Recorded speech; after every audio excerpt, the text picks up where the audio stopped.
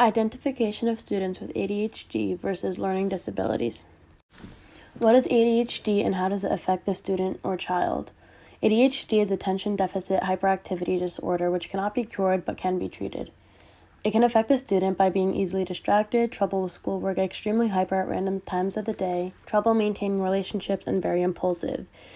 The student can be treated using different medications, using therapy, and practicing different practices and activities.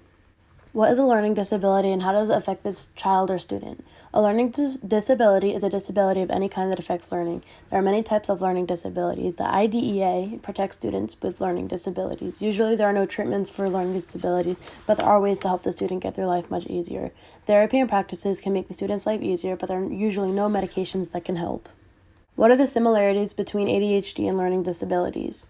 A student can both have ADHD and a learning disability. Students with ADHD and or a learning disability both have very valid reasons to not do well in school, so you cannot discriminate against these students no matter how bad you think it is.